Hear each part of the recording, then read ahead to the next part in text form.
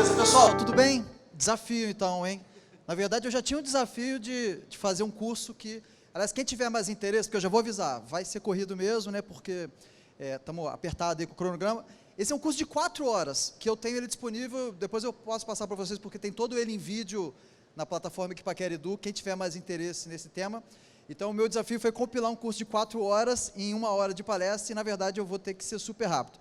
Eu já falo rápido, vou falar mais rápido ainda, então fiquem tranquilos aí que eu sou o Guilherme Xavier, tá? Para quem não conhece aí, eu sou engenheiro, empreendedor, sou professor, consultor e mais ativamente aí como fundador e CEO da Equipaquera Engenharia, tá? Uma empresa já bastante conhecida dentro do segmento de engenharia clínica.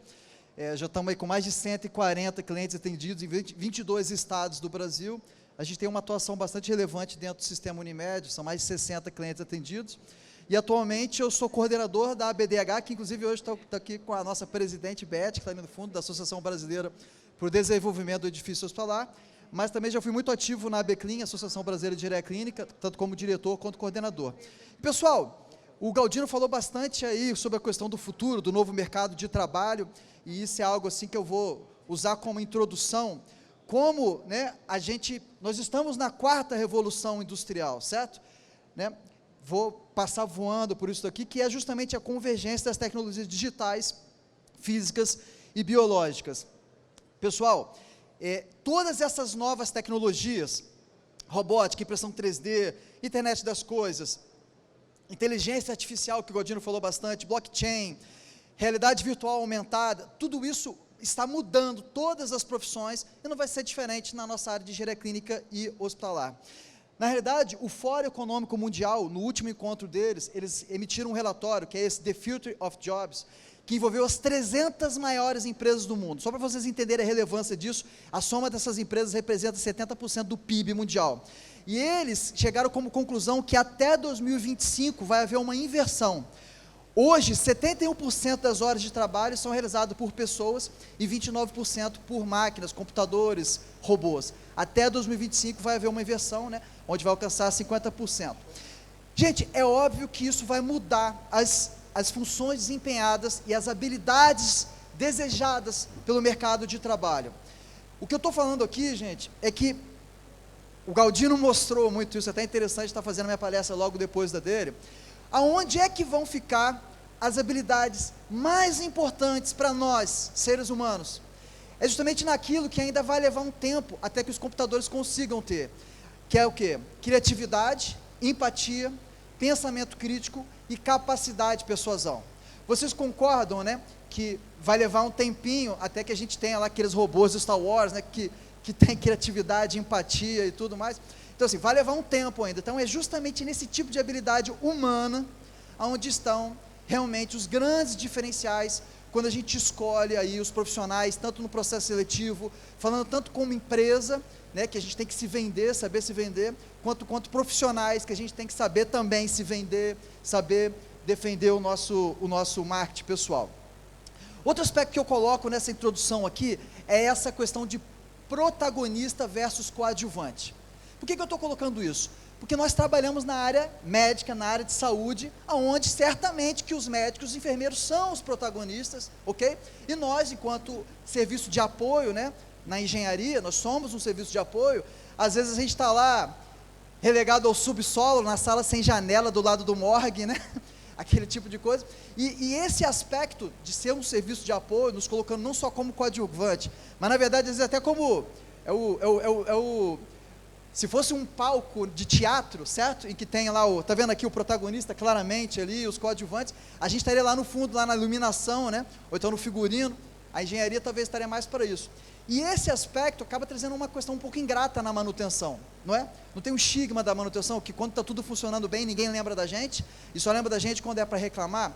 Gente, por isso, mais do que nunca, por nós sermos na área de saúde, um serviço de apoio, aí é que é super importante a gente trocar, metaforicamente falando, o crachá de manutenção pelo crachá de consultoria. Eu falo isso, isso é um mindset, tá? Eu falo um mindset, a gente se entender a nós como profissionais de engenharia, como técnicos, como engenheiros, arquitetos, trocar esse crachá, metaforicamente falando, de manutenção por consultoria. E no que consiste isso? Primeiro, ter uma curiosidade, um gosto por aprender. É você falar, não, isso aqui, digamos, na área da engenharia clínica, não, isso aqui não é engenharia clínica, então não é comigo, é com a TI, ou é com administração, ou é com arquitetura. Não, gente, uma coisa é você ter o seu escopo de trabalho, outra coisa é você ter curiosidade para ter uma visão sistêmica, que é fundamental para que você consiga ter conversas inteligentes e fazer isso que eu falei, que é metaforicamente trocar o crachá manutenção pelo crachá consultoria. E o outro, que agora sim vai me dar o gancho perfeito para eu começar efetivamente o curso de hoje, que é ser, parecer e aparecer. O que adianta você ser bom? Você pode ser o Batman, com os poderes do super-homem, se você está lá escondido na caverna do Batman.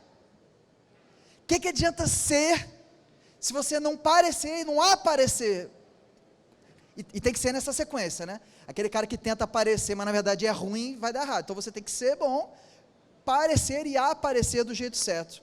E é sobre isso que a gente vai falar aqui nesse Confiante Talks, que eu estou com o desafio de falar rápido, mas quero avisar duas coisas para vocês. Sim, vai faltar tempo, então eu vou ter que ser rápido. Segundo, então, e quem tiver interesse, o conteúdo completo, o conteúdo de 4 horas, depois eu vou passar o link para vocês, tem todos os vídeos, o curso está completo na internet, então você não se preocupe que vocês vão ter acesso ao curso completo.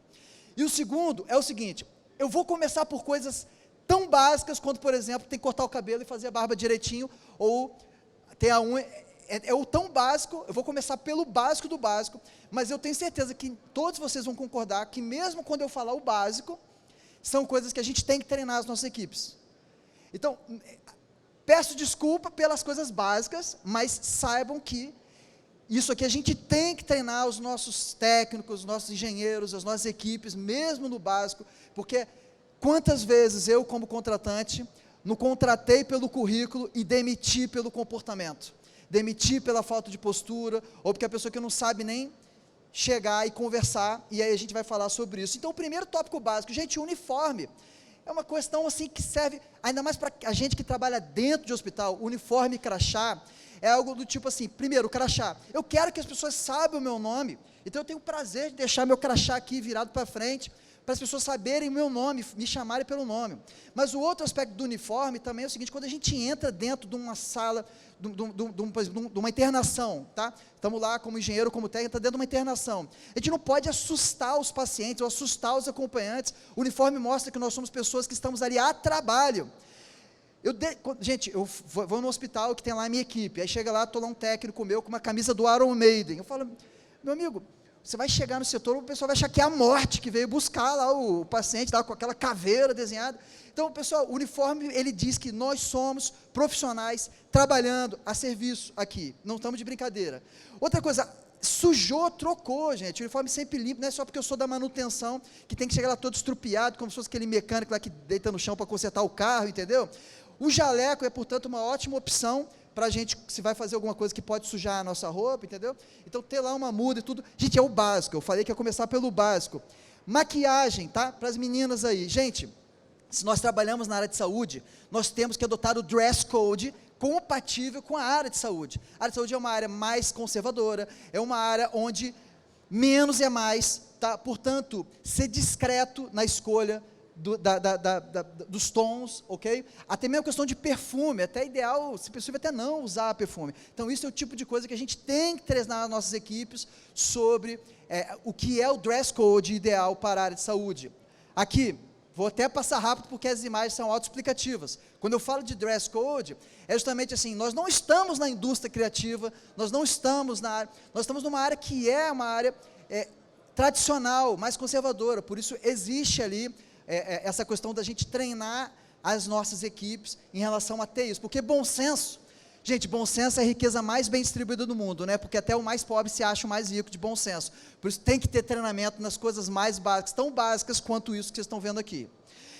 Adereços, acessórios e adornos, pessoal, isso é uma questão até de NR32, segurança no trabalho, tá? De você realmente saber e treinar a sua equipe, assim, de que a moderação e ser minimalista na área de saúde não é somente uma questão de aparência, mas uma questão até de segurança. Uma aliança, um anel, por exemplo, quando você lava a mão e gruda o sabão ali, aquilo ali vai acumular sujeira e vai impedir que você lave adequadamente as mãos. Então, isso tem que ser treinado nas nossas equipes, em relação a isso.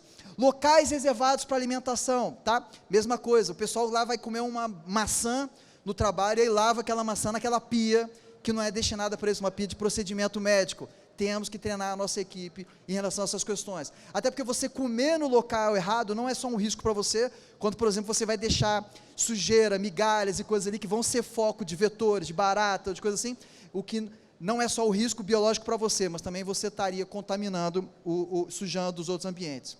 Olha, básico, né? A questão de ter um cuidado com a aparência ali, com o cabelo cortadinho, a barba bem feitinha, caso de cabelo comprido, deixar preso, sabe, isso é uma recomendação de segurança, não só numa questão assim de não deixar fio de cabelo caído por exemplo, centro cirúrgico, mas também de você, de risco biológico, tá? Então isso é um treinamento básico para a questão da equipe. Barba, eu há anos que uso a barba, tá? Mas imagina você ir lá almoçar, comer aquele frango com farofa, e aí voltar para ter a equipe lá com os médicos com a cara cheia de farofa e tudo assim, gente, é o básico, certo? Mas a gente tem que falar isso para as nossas equipes. Ok, atualmente, né, o mercado de trabalho aceita bem mais do que no passado a questão de você ter uma barbinha ali, desde que ela esteja ali aparadinha, feita na régua, né? Barbinha na régua, mas, por favor, sem a farofa, tá? Pós o almoço. Forma de falar. Gente, você cultivar a informalidade, tá? Cultivar a informalidade é muito diferente de ser chulo. Cultivar a informalidade é recomendado, por quê? Porque você aproxima, você faz o rapport, o espelhamento, você faz com que a pessoa com quem você está conversando, né, se sinta íntima, você cria ali uma aproximação, mas isso é muito diferente de ser chulo, de ser grosseiro, de falar palavrão, de falar gírias demais. Então existe uma questão de moderação muito importante nesse aspecto aí. E também não falar no trabalho sobre assuntos como religião, política, futebol, ou qualquer coisa que seja polêmica, porque existem extremistas, ainda mais nesse mundo agora super polarizado, vocês sabem, onde que esses extremistas vão brigar para defender a opinião dele, e gente, no trabalho, a gente não quer confusão, a gente não quer confusão no trabalho, por isso, esse é um slide que tem que ter no treinamento que vocês vão dar para a equipe de vocês, sobre o aspecto de escolha do linguajar. Tatuagem. Vocês não estão vendo aqui, mas eu tenho 4 tatuagens, estão todas estampadas, e aí como que o que falar sobre tatuagem hoje no ambiente de trabalho, tá? Vocês sabiam que 1/4 dos brasileiros já são pessoas, tem tatuagem? Eu não sabia, mas é muita gente mesmo. Então, diferente do passado, que a tatuagem era vista como uma transgressão, um tabu, um sinônimo assim até de rebeldia, hoje em dia, nas áreas mais tradicionais, né, tem profissionais com tatuagem. Então, o que se falar sobre esse tema? Né? Eu, como líder aí de equipes, o que eu tenho a falar sobre esse tema? É a questão do bom senso, que, de novo, bom senso é a riqueza mais bem distribuída do mundo, que mesmo mais pobre se sente. Esse meu amigo, por favor, não vai tatuar um gnomo fumando maconha no pescoço, pelo amor de Deus, se você trabalha nesse mercado, não vai fazer uma caveira, assim, tipo, com uma faca na boca, com isso aqui na testa, entendeu?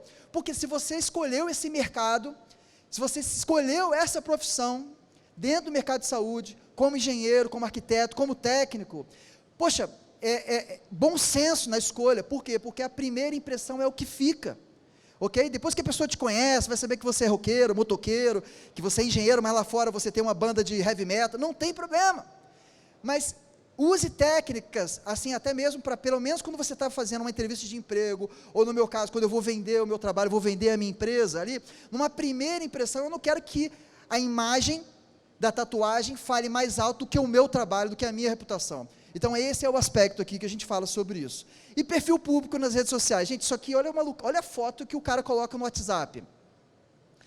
Gente, pelo amor de Deus, foto com sunguinha branca, de biquíni, não é foto do WhatsApp. Se você usa o seu WhatsApp como profissional, aliás, sabe qual é a recomendação? Tire uma boa foto profissional, tá? E use essa mesma foto no LinkedIn, no WhatsApp, sabe por quê? Porque é mais fácil até as pessoas já te conhecerem por aquela foto, aquilo virou o seu cartão de visita, você usar uma mesma foto boa, uma boa foto, você usar nas redes sociais. E cada empresa, né, se você trabalha no hospital, se você trabalha numa empresa, independente, cada empresa tem as suas regras, tá? Agora, tome muito cuidado, porque quando você estiver falando, como profissional, sabe todo mundo aqui conhece alguém que é polêmico no WhatsApp, né? Todo grupo de WhatsApp tem ali uns 2 ou 3 que são os polêmicos, que arrumam confusão e tal. Gente, quando você você como pessoa está falando numa rede social, infelizmente, você também está falando como uma pessoa da empresa que você trabalha. Então, eu, por exemplo, não vou querer ter na minha empresa alguém que está sempre arrumando confusão nas redes sociais, sempre polemizando, etc. Então, não se esqueçam que a câmera está sempre ligada no mundo atual. A câmera está sempre ligada, não adianta você falar, não, mas eu estou falando como Guilherme, não estou falando como Equipaquer. Não existe isso. Quando você está falando, você, infelizmente, também está ou aumentando ou piorando a reputação da empresa que você trabalha. Corredor, apesar do nome, não é lugar de correr, certo? Eu estou falando aqui o óbvio, então a gente tem que treinar as nossas equipes de que corredor é lugar de andar, porque se você corre no corredor, você pode bater de frente com um paciente, ou com um enfermeiro ou alguém, e causar um acidente de trabalho, ou andar assim, olhando o celular, sabe, sem olhar para frente, entendeu? Cair, rolar a escada, ou dar de frente com uma pessoa. Esse é um treinamento, obviamente é um slide que não pode faltar no treinamento da equipe de vocês. Por que o hospital é lugar de se falar baixo? E quando eu falo de todas as dependências do hospital. Porque ali, gente, tem pessoas sofrendo, com dor, com medo de perder um ente querido. Ali tem profissionais que estão manipulando medicamentos, ou manipulando equipamentos, que se a pessoa setar errado, ou colocar uma quantidade errada, você pode matar alguém. Por isso que nós temos que entender esse aspecto e treinar as nossas equipes, de que o hospital não é lugar de você ficar dando risada alto, falando alto, mesmo que seja no corredor, mas no corredor, não, o hospital, e eu vou falar sobre isso no outro slide, ele é um ambiente solene, sabe, eu gosto muito dessa palavra, porque o que é solene? Um casamento é solene? É. Um enterro é solene? É. O ambiente hospitalar é solene? É. Nós temos que entender esse conceito de solenidade, que nós trabalhamos num ambiente solene. Uso de elevadores, aqui está um slide que não pode faltar no treinamento, porque, gente, de novo, bom senso e etiqueta são coisas que às vezes a gente não aprende na escola. Qual é a etiqueta? Se o elevador está vazio, ou seja, estou eu e mais uma outra pessoa, a etiqueta social predominante diz que mulheres, crianças e idosos saem na frente. Essa é a etiqueta social, tá? Não estou falando aqui, não vou nem entrar em método de machismo, feminismo, a etiqueta social diz que se o elevador está vazio, sai na frente mulheres, crianças, idosos, e o cliente. E qual é o cliente da engenharia clínica? Pode ser tanto o enfermeiro, o médico, o técnico de enfermagem, mas também os pacientes. Então, eles saem sempre na frente, e a gente vai segurar a porta do elevador. E quando o elevador está cheio? Qual é a etiqueta social quando o elevador está cheio? Sai primeiro quem está na frente, não importa se é homem, mulher, idoso, velho, criança, se o elevador está cheio, sai primeiro quem está na frente. Isso são coisas óbvias que tem que estar no treinamento.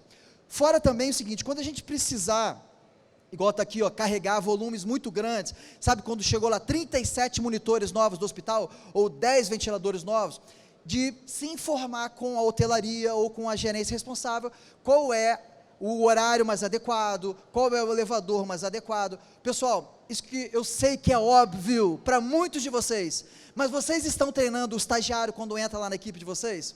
Vocês têm esse treinamento aqui? Vocês têm esse treinamento? Quando chega o estagiário no primeiro dia que ele está botando o pé no hospital, vocês ensinam isso para eles? De que tem o elevador certo, de que tem essas coisas que eu estou falando? Linguagem corporal. Pessoal, quando você estiver falando com alguém, tá? A linguagem corporal, ela dá sinais muito claros que podem favorecer ou prejudicar a imagem que você está construindo. Por exemplo, eu estou conversando com alguém de braço cruzado. O corpo fala, braço cruzado diz o quê? Cria uma barreira, distância. Eu não estou gostando de conversar com você. É como se eu estivesse ali afastando e mostrando que eu não estou querendo conversar com você. Quando a gente estiver falando, não tem coisa melhor do que, sabe o quê? Isso eu aprendi com o meu primeiro chefe, inclusive vou falar porque eu tenho muito orgulho de ter sido discípulo do Marcelo Bonfim, que é gerente do Sírio-Libanês. Eu aprendi isso com ele lá em 2006 e até hoje eu uso isso. Eu sempre levo um caderninho, um bloquinho. Sabe por quê? Eu detesto o garçom, que quando eu falo que a minha coca é zero, ele não nota nada. Aí tem 12 pessoas na mesa e ele fala, esse cara não vai lembrar que minha coca é zero, ele vai trazer uma coca normal. Tem garçons que têm uma memória fantástica, né? Mas se com um garçom eu fico incomodado do cara não notar que a minha coca é zero, ainda mais quando eu estou falando com o médico, com o enfermeiro, quando o meu técnico está lá conversando, anote, porque quando você anota, mesmo que seja uma coisa simples, você está mostrando que você é importante para mim, eu vou deixar você seguro que eu não vou esquecer. Isso é mais do que uma questão de anotar para não esquecer, é uma questão de linguagem corporal, de eu estou olhando nos seus olhos, eu estou anotando o que você está falando comigo. Outro aspecto, em reunião, gente, olha só aqui, olha a postura corporal, tá? dessa imagem? Qual que está mostrando numa reunião, quando a pessoa está sentada numa reunião, qual que está mostrando, passando uma imagem melhor do aspecto, assim, não é só uma questão de postura saudável, né, ergonomia, mas também até mesmo de você estar desleixado, ou estar primoroso, e você está mostrando ali uma boa questão. Participando de reunião, gente, se você tiver que atender o celular, se você sabe que talvez tenha um chamado de emergência, avisa antes de começar a reunião, fala, olha, talvez eu tenha que atender o celular durante a reunião, tudo bem se eu deixar ele ligado? Avisa antes, é muito melhor do que você interromper a reunião, sabe, se existe essa possibilidade. E aqui, gente, isso aqui é questão de boletim de ocorrência. Olha isso aqui, gente, o cara tirando selfie com um paciente pelado na cirurgia atrás. Isso aqui é coisa você sabe, de justa causa, né, de demissão. Mas junto com isso, a empresa que você representa vai perder o contrato com esse cliente. Ou seja, não é só você, todo mundo vai se... Uma pessoa afunda o navio inteiro. Uma pessoa da equipe da engenharia clínica pode afundar o navio inteiro. Às vezes, nós precisamos tirar foto do equipamento para a manutenção, ou o arquiteto, né, tirar foto do ambiente, que ficou bonito, ficou legal e tal, mas tenha certeza que você não está pegando nenhum paciente, nenhum acompanhante, tá? E equipe também. Isso é fundamental. Outra coisa, gente, nós que trabalhamos na área de saúde, dentro de hospital, várias vezes a gente vai se deparar com a nudez, certo? Com a nudez. Lá no centro cirúrgico, ou na UTI, quando está dando banho no leito. Nós temos que ser profissionais absolutamente sérios e se comportar de uma maneira ética e natural perante a nudez, de não ficar encarando, mas também de estar ali como um profissional que foi direto fazer o que tem que fazer. Se não tem que fazer, sai dali, porque senão você está atrapalhando. Se você não tem nada para fazer naquele ambiente, sai dali porque você está atrapalhando, ok? Agora, bom, parece óbvio, né? Parece óbvio o que eu estou falando aqui. Agora, quem aqui que trabalha em hospital não já presenciou a cena do carinha falando, nossa, você viu lá a paciente lá, digamos que é uma mulher bonita. Gente, que coisa mais, até médico eu já vi fazendo isso. Não é verdade, Guarani? Você que já acompanhou milhões de cirurgias, milhões não, milhares com certeza, cirurgias. Terrível. Terrível. Isso é o esgoto da ética. E aquela questão da solenidade do ambiente. Nós temos que entender a solenidade e entender que existem como se fossem graus diferentes, né? É lógico que uma UTI, dada a criticidade, é mais solene do que a internação, certo? Então, o nosso comportamento tem que ser compatível com esse ambiente. Eu me refiro a você entrar lá, porra, tem um paciente ali, sofrendo, quase morrendo, ou um acompanhante com medo de perder um ente querido. Outra coisa, gente, quando a gente trabalha dentro de hospital, a gente pode se deparar com situações e casos até de quadros físicos estranhos ao comum, ou até mesmo chocantes. Exemplo, aqui quando eu trabalhava aqui em São Paulo, no hospital que eu trabalhava, recebeu 2 pacientes gêmeos siameses grudados pela cabeça, ia ter uma cirurgia para separação desses pacientes, tá? Eram 2 criancinhas. O que juntou de curioso só para poder ver lá, criancinhas estão grudadas pela cabeça. Era gente de todo o hospital que ia lá e inventava uma desculpa para passar pelo setor só para poder ver. Gente, vocês acham que isso está de acordo com o comportamento compatível, ético, adequado? Ou então você está lá no setor de emergência e chega uma pessoa atropelada por um caminhão, toda estrupiada. É chocante, certo? Chocante, não é? Bom, se nós escolhemos trabalhar nessa área, a gente tem que ter equilíbrio emocional para lidar com esse tipo de situação, tá?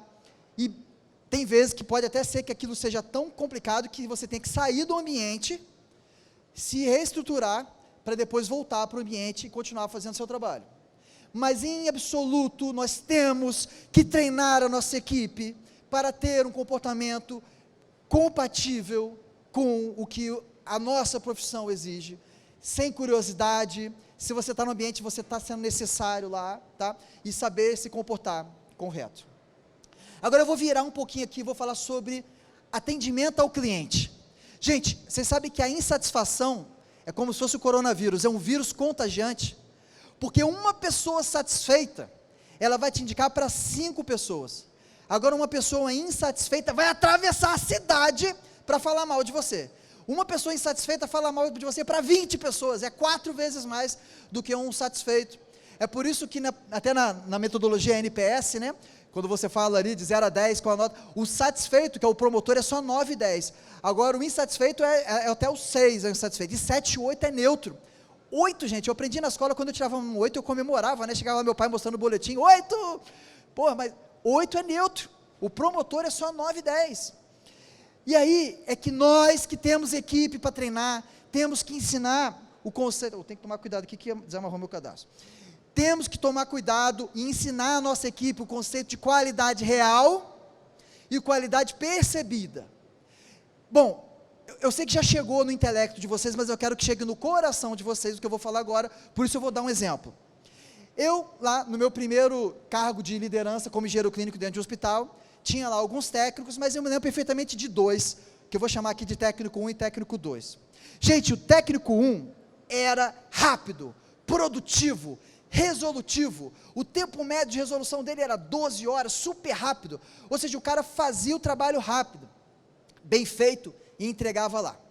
E tinha um técnico 2, cara, o técnico 2 era o cara mais comunicativo que vocês possam imaginar. Sabia o nome de todo mundo do hospital, tomava cafezinho com todo mundo, sabia o nome do primo, do filho, da faxineira, de todo mundo. O cara era empático, chegava lá, e aí, beleza e tal, essa época eu já não morava mais em São Paulo, eu morava no Rio, né, e o Mengão, hein, o nosso Mengão, vai jogar, esse cara era assim, hoje ele trabalha numa grande multinacional, ele deu super certo na vida, esse cara aqui. Ele consertava o equipamento, devolvia, dava o feedback para o setor do que tinha acontecido, por que tinha trocado o que, a peça e tal, o que aconteceu. O tempo médio de resolução dele era 24 horas. Agora eu pergunto para vocês, se a missão da engenharia clínica é, em essência, deixar as coisas funcionando, né, deixar o parque funcionando e consertar, quem aqui que tinha qualidade real maior? O técnico 1. Pô, o cara era mais rápido, mais produtivo, mais resolutivo, consertava mais rápido. Agora, adivinha quem que era o queridinho? Quem era o queridinho do hospital? Vocês acham que era o técnico 1 que consertava tudo rápido, mas entrava mudo e saia calado? Ou vocês acham que era o técnico 2 que levava o dobro do tempo do que o técnico 1, mas conversava com todo mundo, era amigo de todo mundo? Bom, agora vocês já estão prontos para entender, não só com o cérebro, mas com o coração, a frase: clientes não querem produtos nem serviços, clientes querem satisfação. Porque se o cliente quisesse serviço, ele ia preferir o técnico 1. Não, clientes não querem produtos nem serviços, clientes querem satisfação. Por isso que o técnico 2 era o técnico preferido. E aqui a gente está falando de soft skill. Outra coisa, gente, é responsabilidade de todos a satisfação do cliente. Não é só do supervisor, do coordenador, do gerente. Um marujo pode afundar um navio inteiro, com todo mundo dentro. Por isso, desde o primeiro telefonema lá, quando atender lá na engenharia, na manutenção, na engenharia hospitalar, e falar: engenharia clínica, boa tarde, no que eu posso te ajudar? Com empolgação na voz, e a satisfação do cliente é a responsabilidade de todos. Se o cara te ligou, mas digamos que na sua engenharia clínica tem uma divisão, um profissional cuida do centro cirúrgico, outro profissional cuida do UTI, outro profissional cuida do centro diagnóstico por imagem. Ah, não, isso aqui não é comigo, isso aqui não é comigo, isso aqui é com o Joãozinho. O cliente não quer saber disso, gente, não quer saber. A satisfação do cliente é a responsabilidade de todos. E nada mais poderoso do que a energia de um sorriso desarma, um sorriso diz: eu gostei de você, estou satisfeito em te ver, Guarani. Eu não preciso falar isso, só de sorrir, ao te olhar, você já vai entender que eu estou satisfeito de estar aqui, estou feliz de estar aqui no Confiance Talks, que prazer estar te encontrando depois desse período longo de pandemia, só com um sorriso, não preciso falar tudo isso. E aí vocês conhecem o conceito de jornada do cliente, ou a jornada de experiência do cliente?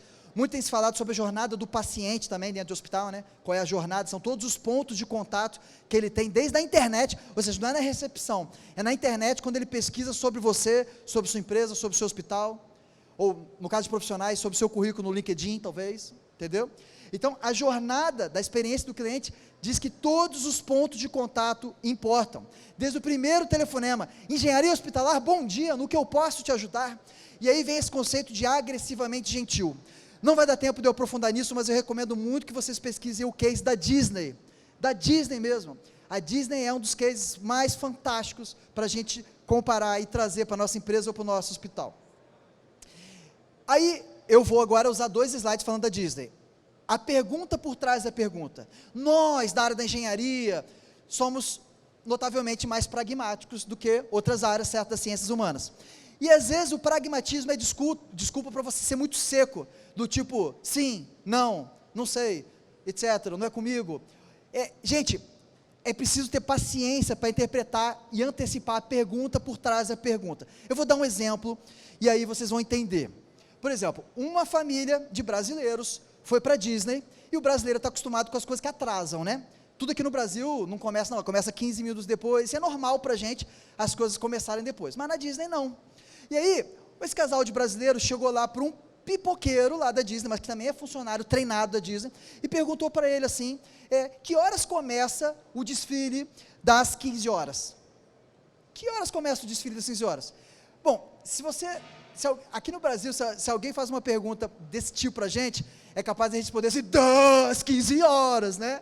E tudo, certo? Pergunta óbvia assim, né? Mas qual é a pergunta por trás da pergunta? Esse pipoqueiro, sabendo, porque lida com pessoas do mundo inteiro ali, ele respondeu da melhor maneira possível, pontualmente, mas eu recomendo a você chegar 21 minutos antes para pegar um bom lugar. Porra!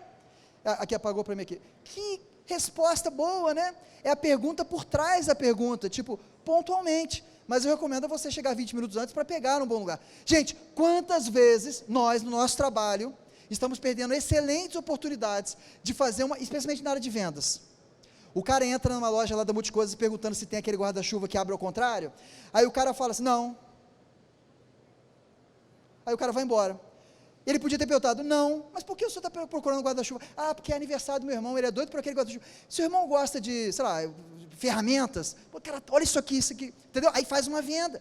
Ou então, na pior das hipóteses, não, eu não tenho esse guarda-chuva, mas cara, na loja ali da esquina tem também. Você ajudou o cara, depois ele vai lembrar de você e vai voltar na tua empresa para comprar de você de novo. Então, quando eu falo de pergunta por trás da pergunta, é isso. Ações de recuperação, vou falar da Disney de novo.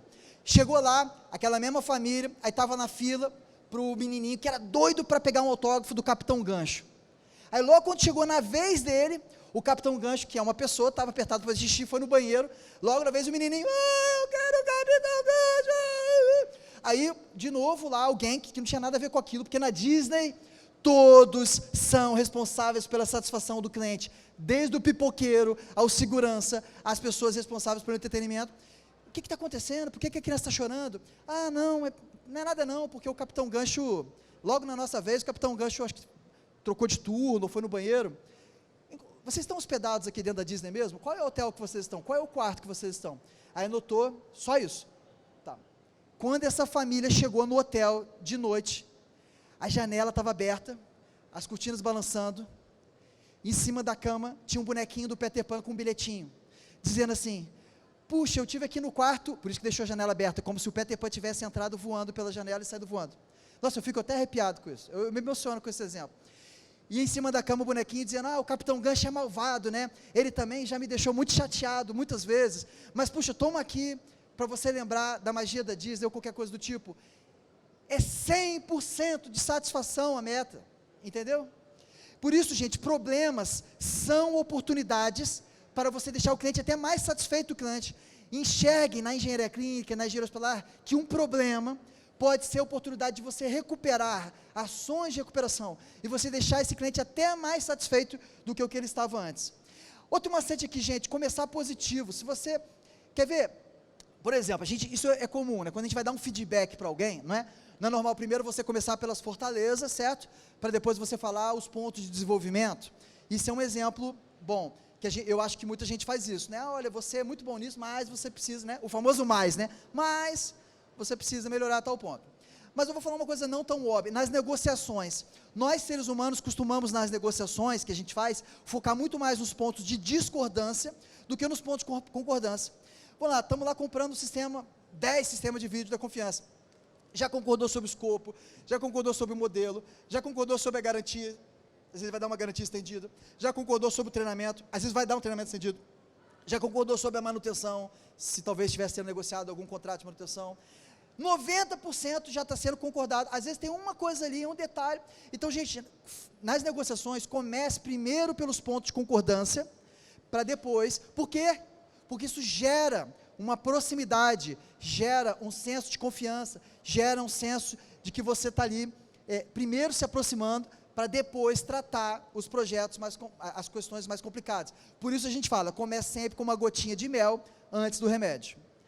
O poder do nome, por isso que eu estou sempre com crachá, que eu quero que as pessoas saibam o meu nome. Mas é muito importante você aprender o nome das pessoas, gente. Sabe por quê? Quando a gente estava na barriga da nossa mãe, a gente já ouviu o nosso nome. Mariazinha, não sei o quê.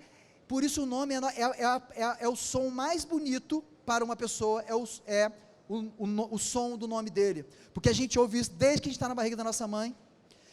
Então não tenham vergonha de perguntar, qual que é o seu nome? É Kátia? É Kátia com C ou Kátia com K? Como que escreve? Não tenham vergonha de perguntar isso. De perguntar 2 vezes para ter certeza que você ouviu certo. E se a pessoa tiver um nome diferente, não tenha vergonha de perguntar como escreve. Isso é uma etiqueta, na verdade, e a gente não faz isso, né? Mas como que escreve Guarani? É com Y no final? É com I no final? Como que escreve? E escrever e anotar. Gente, isso é fundamental. Todo ser humano é um poço de carência. Por mais que você ache que uma pessoa super autoconfiante, está lá falando e tal, ela é um poço de carência e atenção. Eu já fui para uma reunião comercial e que o cara falou que eu tinha 30 minutos e no caminho do aeroporto até a reunião, eu pesquisei sobre a vida do cara, sobre o LinkedIn do cara, onde que ele trabalhou, etc., a missão da onde ele trabalha, etc., e cheguei lá na entrada percebi que tinha um troféu de pescaria, meu pai é pescador, adora pescar, eu já puxei o assunto, a reunião era para ser meia hora, eu fiquei 2 horas com o cara. Por quê? Mostre um real interesse sincero pela pessoa, mas preste atenção, puxar saco, né, que é bajulação, é muito diferente. Um elogio sincero é muito diferente de uma bajulação. Eu não estou falando para vocês bajularem e puxar o saco. Eu estou falando para vocês, porque todo ser humano no mundo tem alguma coisa que você pode buscar em apreciação dele, mesmo que seja uma pessoa detestável, mas o óculos dela é bonito, então que seja o óculos, nossa, eu gostei do seu óculos, né? Puxa, bonito o seu óculos. Né, que seja uma coisa verdadeira para você elogiar, que você gostou do óculos da pessoa, mesmo que a pessoa seja detestável. Então, procurem coisas em comum, coisas sinceras para você elogiar. Quanto está meu tempo aqui? Tem uma contagem regressiva, tá bom, beleza. Junto com isso, tem um aspecto de focar no desejo do interlocutor. Pessoal, gente, por favor, presta muita atenção aqui. Quantas vezes a gente procura alguém, quer seja na área de vendas, ou quer seja na área operacional, da manutenção, etc., e você quer resolver um problema, mas você foca naquilo porque que é bom para você, e não porque que é bom para o outro lado. Aliás, nas vendas, né, Guarani, a gente às vezes quer vender, não, porque eu sou o melhor do mundo, porque o meu equipamento é o melhor do mundo. E qual é a dor do cliente? Você não tem que vender pelas suas glórias, você tem que vender pela dor do cliente. Mas, eu acredito que a maioria aqui não está na área comercial, por isso eu quero trazer um exemplo que vocês vão aplicar hoje. Hoje, vocês vão sair daqui, vocês vão usar na vida de vocês, vocês vão treinar a equipe de vocês em cima disso aqui. Eu vou usar o exemplo desse e-mail aqui. Vocês devem ter percebido que deu problema na minha apresentação PowerPoint, a gente está usando o PDF. Então, era para aparecer primeiro esse lado e depois esse lado. Então, ignore esse lado aqui e vamos olhar junto aqui. Aqui eu vou ler com vocês. O que aconteceu nesse e-mail aqui? Não preciso estar aqui porque eu posso ler daqui, lógico. É uma pessoa, diretor de uma empresa, que está fazendo um e-mail para reclamar com o tipo diretor de uma outra empresa sobre um problema.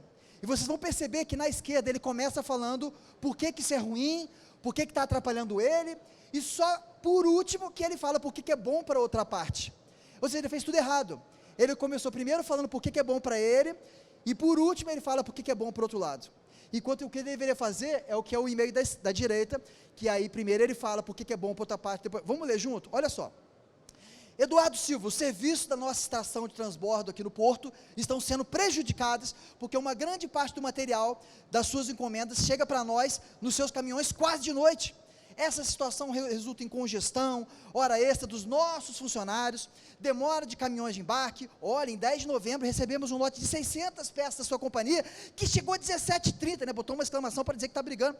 Solicitamos sua cooperação para evitar novos inconvenientes causados pela tardia remessa das suas cargas. Gostaria de pedir que nos dias em que seus embarques têm um volume muito grande, nos envie seus caminhões cedo, se possível até o meio-dia. Aí só agora que ele fala porque que é bom para o outro lado. A vantagem para a sua empresa é que se você atender essa solicitação, você vai ter uma descarga mais rápida dos seus caminhões e a segurança que suas mercadorias vão ser despachadas no mesmo dia. Olha, ele primeiro reclamou, falou por que era bom para ele, para por último, ele falar por que era bom para o outro lado. Olha como é que o mesmo raio de e-mail podia ser feito bem melhor. Prezado senhor Eduardo Silva, sua companhia tem sido uma das nossas melhores freguesas durante os últimos 8 anos. Olha, uma gotinha de mel, começou com uma gotinha de mel. Naturalmente, estamos muito gratos pela preferência e temos o maior interesse de prestar a vocês um serviço mais rápido e eficiente, como você merece. Entretanto, preocupamos-nos em informar que tal presteza não é possível quando os seus caminhões entregam grandes carregamentos já ao anoitecer, como aconteceu no último dia 10 de novembro. Isto ocorre porque muitos outros clientes também deixam para entregar tarde, causando congestão nas estações de carregamento, e os seus caminhões ficam parados grande tempo, podendo até mesmo acontecer de um embarque ser adiado para o dia seguinte. Isso não é nada bom para a sua, não estou falando da minha, isso não é nada bom para você, isso não é nada bom para a sua companhia, mas poderia ser evitado caso o senhor consiga garantir a entrega de caminhões mais cedo no cais pela manhã. Deste modo, seus caminhões poderão se movimentar com facilidade, sua carga vai receber atenção imediata e os seus funcionários vão poder voltar para casa cedo. Será muito produtivo se pudermos contornar essa questão, pois, fora isso, estamos sempre atentos para te atender, dentro do nosso alcance, da melhor forma e tal. Agradeço mais uma vez a parceria. Vocês percebem a diferença?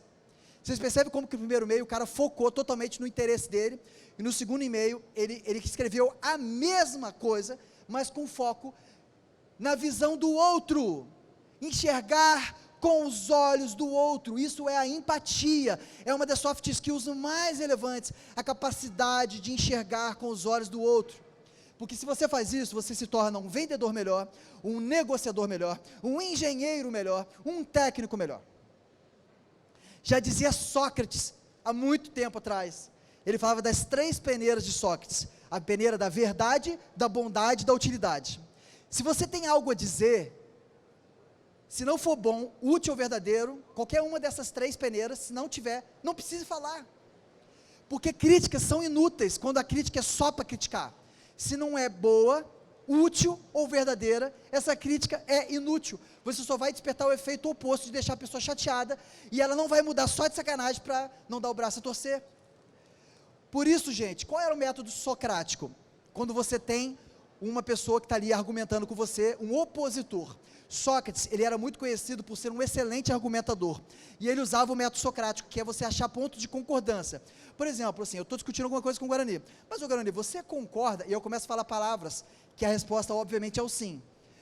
Por exemplo, o Guarani é um cliente, ele está negociando comigo, ele quer que eu inclua no meu preço o valor do deslocamento, e eu estou querendo falar com o Guarani de que é bem melhor que ele faça por reembolso. Mas o Guarani, você concorda que se eu incluir essa passagem de avião na minha consultoria, vai ser onerado pela bitributação, você vai pagar uma taxa de serviço que é no mínimo 20% em cima de uma passagem que já é cara, você não acha muito melhor? Aí você vai falar sim, né? Você não concorda que sim? Você não acha que talvez seria bem melhor para a sua empresa se eu não incluir esse valor de deslocamento e eu te mandar depois um relatório de reembolso, ou a gente com antecedência, compra a passagem, você compra a minha passagem, entendeu? Então Sócrates era famoso por usar o método do sim. Ele fazia perguntas que a pessoa vai falar sim, mas você não concorda? Gente, isso é o método socrático, que é bem melhor do que falar assim, ó, não, Guarani, você está errado, não, eu não vou incluir. Gente, você nunca pode dizer para alguém, você está errado, você não entendeu, ou você entendeu errado, porque é a mesma coisa que você chamar a pessoa de burra. E quantas vezes a gente não fala isso, né? Com a nossa esposa, com o nosso filho, com o nosso pai, com a nossa mãe, com o nosso cliente, com o nosso funcionário.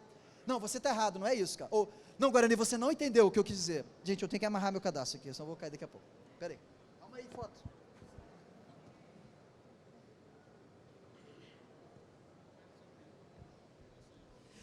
É muito melhor você dizer, bom, talvez eu esteja enganado, mas eu aprendi um pouco diferente. Ou dizer assim, bom, desculpa, eu acho que eu me expressei mal, Guarani. É bem melhor falar do que você entendeu errado. Gente, risca essa frase do seu vocabulário e do vocabulário da sua equipe. Você está errado, você não entendeu, risca, fala, desculpa, eu acho que eu me expressei mal. Outra coisa, e quando você estiver errado? Né? Porque a gente erra, né? Nós somos seres humanos falhos, certo? A gente erra. E quando eu estou errado, exemplo, vamos falar uma coisa boba, prometi entregar um relatório para o meu cliente na sexta-feira e não deu tempo. Tive um imprevisto, não deu tempo. E aí quando chega na segunda-feira, esse cara, sabe aquela coisa, você chega no hospital, você dá de cara com a pessoa, só para azar, né? o cara que você prometeu um relatório para sexta-feira, você dá de cara com ele na segunda de manhã. Quando você olhar o cara, o macete é você, é um pouco teatral isso, tá? Quando você estiver errado, você lamenta mais que o cara. Putz, cara, só falta pegar um chicote e fazer tá. Nossa, jamais devia ter esquecido o seu relatório, cara, me desculpa. Nossa, você não merece, eu prometi para sexta-feira, mas se eu te entregar hoje, tem problema? Se eu te entregar hoje à tarde e tudo mais? Olha, desculpa, quando você, eu detesto, sabe o que eu detesto? É o seguinte, eu vou contar um caso que não é de, a minha sogra, ela foi no salão, e a pessoa passou um negócio lá que queimou o cabelo dela, e a pessoa ficou quieta. Sabe por que a pessoa ficou quieta? Porque se ela falasse, ela teria que pedir desculpa, e se ela pedir desculpa, ela teria que assumir as consequências. Aí as pessoas, para não assumir as consequências, não pedem nem desculpa, enquanto que o ideal é o seguinte, antes que a pessoa brigue com você, se é seu chefe, se é seu cliente, você já assume logo, e você mostra que você está chateado, porque às vezes a pessoa fala, não, Guilherme, não tem problema não, olha, sexta-feira eu nem teria tempo de ver o relatório não tem problema você, nossa, mas me desculpe, seja enfático, porque você está mostrando que você se importa, que você não está cagando, por outro lado, seja enfático. Outra coisa, gente, todos nós seres humanos, temos dois motivos para fazer as coisas, o motivo verdadeiro, e o motivo nobre, que é aquele fácil de falar. Vocês entendem o que eu quero dizer? E às vezes a gente se engana, a gente conta uma mentira para a gente mesmo, tantas vezes, que a gente passa a acreditar, que aquele motivo fácil de falar é o motivo verdadeiro. Vocês entendem isso? Quando eu falo motivo fácil de falar, é aquele que é fácil de falar para nossa esposa, para nossa família, para o nosso chefe, para os nossos funcionários, mas qual é o motivo verdadeiro? Por exemplo, teve uma vez uma engenheira que eu gostava muito, ela falou que estava saindo porque ela não tinha se adaptado bem ao ambiente. Eu falei assim, não tinha se adaptado, nossa, mas eu estou vendo ela se dar tão bem com as pessoas, todo mundo gostando dela. Aí eu sentei com ela e ela estava dizendo para ela mesma que ela não tinha se adaptado, porque era a frase fácil de falar. Depois de sentar com ela 1 hora conversando, é que ela própria se conscientizou ao falar em voz alta, porque a gente não fala em voz alta as coisas verdadeiras, ao falar em voz alta, de que na verdade, ela estava morando longe do namorado dela, ela queria voltar lá para a cidade dela, e está mais perto da vozinha dela que está doente, etc e tal, mas ela chorou quando chegou nessa conclusão, porque ela própria estava se enganando. Então várias vezes a gente se engana, numa questão que a gente está conversando com alguém, porque a gente se deixa levar pelos motivos nobres, que são os motivos que a pessoa fala, que são os motivos fáceis de falar. E aí, gente, isso aqui é uma técnica já até avançada de soft skill, de habilidades comportamentais. Quando você tem alguém na sua equipe, que ela tem um problema, uma falha de comportamento, e você gostaria que ela se comportasse de uma outra maneira, crie para ela uma reputação que ela não tem, e que ela precisa zelar. Bom, pareceu meio confuso, eu vou usar um exemplo que não é da área da saúde. Tinha um menino que era o menino problema da sala, todos os professores detestavam que aquele menino causava confusão, era o famoso Joãozinho das piadas, né, a piada do Joãozinho que senta lá no fundo, e que zoa o professor. Aí entrou um professor novo nessa escola, e aí a professora anterior chegou para ele e falou assim, cara, o Joãozinho, aquele menino é um menino problema, ele tinha o título entre os professores de menino problema. Você sabe o que esse professor novo, que foi uma luz na vida dessa criança, fez? No primeiro dia de aula, ele chamou o Joãozinho lá e falou assim, Joãozinho, eu estou sabendo que você é um líder, das outras crianças, que tudo que você faz, todo mundo obedece. Na verdade, é uma menina que deixava porrada em todo mundo, arrumava briga com os outros. Não, você é um líder nato, que você é um exemplo, que todo mundo aqui te obedece. Então, você vai ser o líder de turma. Eu quero que você me ajude, você vai ser o meu ajudante. Joãozinho, você vai ser meu ajudante. Isso mudou a vida do Joãozinho. Ele teve uma reputação a zelar, uma reputação, na verdade, que esse professor criou, porque não existia, a reputação dele era outra, mas ao ter uma reputação a zelar como líder, e como ajudante do professor, isso mudou a vida desta criança, e ele passou a deixar de ser uma criança problema, para ser de fato, uma pessoa ali, esforçada e tudo mais. Isso existe nas nossas empresas, nas nossas equipes, e você pode usar essa técnica, de criar uma reputação, para que a pessoa venha a zelar. Em situações difíceis, gente, quando você tem que ser o portador de má notícia, por exemplo, você é um engenheiro responsável do hospital, e você ficou sabendo pela empresa, que a ressonância magnética vai atrasar 2 semanas para chegar, por exemplo, tá? Ou qualquer problema que vai atrasar ali, e você tem que levar a notícia para o diretor do hospital, certo? Quando a gente está na função de portador de mais notícias, qual é a técnica aqui? Primeiro, sem rodeio, vá direto ao assunto. Doutor Aragão, infelizmente tivemos um imprevisto lá no Chile, e por isso a instalação da máquina de ressonância magnética vai ser atrasada em 2 semanas. Vá direto ao ponto, sem rodeio, sem falar assim, sabe o que é? Deixa eu falar. Não, vá direto ao ponto. E pode ser que, dependendo do perfil do seu líder, do seu cliente ou do seu gestor, ele seja aquele cara que gosta de fazer caixas bruxas, sabe, caixas bruxas? Quer saber quem foi o culpado disso aqui? Absurdo, já estamos atrasados, vai atrasar mais 2 semanas, quem é o culpado que eu vou lá agora cortar as cabeças, sabe, cortar as cabeças? Qual é a nossa função? A nossa função é o seguinte, mantenha o foco na solução, e depois você vai ver de quem é a culpa, depois você vai ver, para fazer uma melhoria, do que aconteceu. Então o que você faz? Quando você já chegar e falar, olha, doutor Aragão, infelizmente tivemos um imprevisto com o Chile, e por conta disso a instalação da ressonância magnética vai ser atrasada em 2 semanas, bom, aí você já emenda, bom, temos 2 soluções, a gente pode tentar tal caminho, qual que o senhor prefere? Ah, mas que absurdo, quem é a culpa? Não, doutor, depois a gente vê quem é o culpado, mas tem essa solução, é a solução, é a solução, qual que o senhor prefere? Então isso aqui, ó, mantenha os motivos no mínimo, e se foque, ali ó, e se foque nas alternativas, dando ao cliente o máximo de controle possível. Depois você vai buscar de quem é a culpa. Foca primeiro na resolução do problema. Bom, e como consultor, deixa eu ser bem claro uma coisa aqui, gente, presta atenção, deixa eu ser bem claro. Uma coisa que eu sempre falo para a minha equipe, para os meus colaboradores, é o seguinte, se você não sabe, fala que você não sabe, tá? Porque médico é treinado desde a faculdade para não lidar com esse tipo de erro, porque assim, é sim ou não faz, não faz, porque senão você vai matar a pessoa. Você é tão médico, é treinado para identificar esse tipo de incerteza. Então, se você não sabe, fala que você não sabe, mas tem exceções, existem exceções. Algumas vezes, quando você está como consultor, conselheiro, numa figura ali como engenheiro consultor contratado, e alguém te faz uma pergunta, fica um pouco complicado, em determinadas situações, você falar que não sabe absolutamente nada sobre aquilo. Por exemplo, o cara te pergunta assim, uma questão assim estratégica sobre algo do mercado, ou que você está por fora. Sabe qual é a técnica para você sair disso aqui? É você fazer uma pergunta de volta para o cliente. Olha esse exemplo aqui, é muito bom. Alguém te pergunta alguma coisa assim, ô Guilherme Xavier, qual é a sua opinião sobre isso aqui, etc e tal, sobre as ribimboca da parafuseta de Marte que veio para a Terra e pousou agora na semana passada e que o presidente do Brasil falou tal coisa, o que você acha sobre isso? Meu Deus, não estou nem sabendo desse negócio. Bom, eu consigo ver os méritos dessa ideia e a oportunidade que se apresenta, mas nós temos pessoas certas para liderar esse processo? Ou a mesma pergunta, bom, olha, interessante, muito interessante, eu consigo ver os méritos dessa sua ideia, mas a gente tem um plano B caso isso dê errado? Tá, gostei, achei interessante isso, mas o que os nossos concorrentes estão fazendo?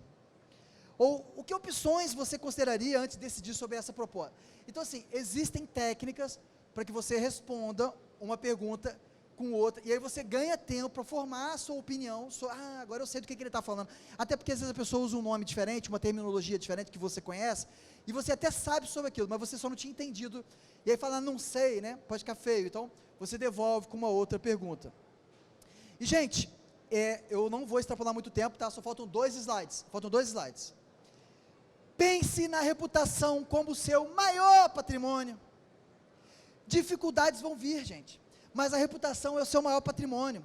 Então, não fuja de oportunidades, mesmo que você seja uma pessoa tímida, não fuja de oportunidades de estar aqui apresentando o seu trabalho. Aliás, se possível, seja um influenciador dentro da sua área, ou dentro da tua empresa, ou dentro da tua equipe. O segredo não é a alma do negócio. Vocês lembram quando antigamente o Sebrae e a revista Pequenas Empresas, Grandes Negócios, tinha aquele programa na televisão, acho que era domingo de manhã, ou sábado de manhã, falava assim, o segredo é a alma do negócio? Esquece isso!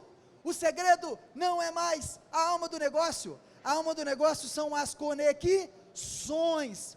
Outra coisa, concorrente. Quando eu falo concorrente, pode ser desde uma empresa concorrente, ou um profissional que você acha que é seu competidor. Gente, troca o conceito de competição por coopetição. Hoje, uma empresa que pode ser minha concorrente, amanhã pode ser minha sócia, eu posso estar comprando, fundindo ou vendendo a minha empresa para ele. Então eu vou tratar o meu concorrente como sendo meu inimigo? Não, eu vou respeitar a trajetória dele, mesmo às vezes eu pensando diferente. No Brasil, ser rigorosamente honesto é um diferencial. Isso devia ser básico, né? Mas ser rigorosamente honesto é um diferencial. E aí, no meu último slide, eu vou dizer o seguinte: muitas vezes, com a falta de tempo e de foco, muitos profissionais ou empresas deixam de construir ou dar manutenção para a sua rede de relacionamentos. Muitas vezes a gente vai recorrer à nossa rede de relacionamentos só quando a gente está desempregado, né, procurando emprego, procurando cliente, procurando trabalho, ou precisando de ajuda, porque você está com um problema lá no hospital, que você está precisando de alguma ajuda. E aí, quando você vai procurar ajuda, você não agregou valor à sua rede antes. Como é que você vai conseguir? Então, gente, tenha certeza que a nossa vida, ela é uma roda gigante. A vida é um moinho. Às vezes a gente está no topo, às vezes a gente vai estar com dificuldade. Então, se você não cultivar uma rede de relacionamentos, você quer emprego, você quer cliente, você quer negócio, você quer oportunidade.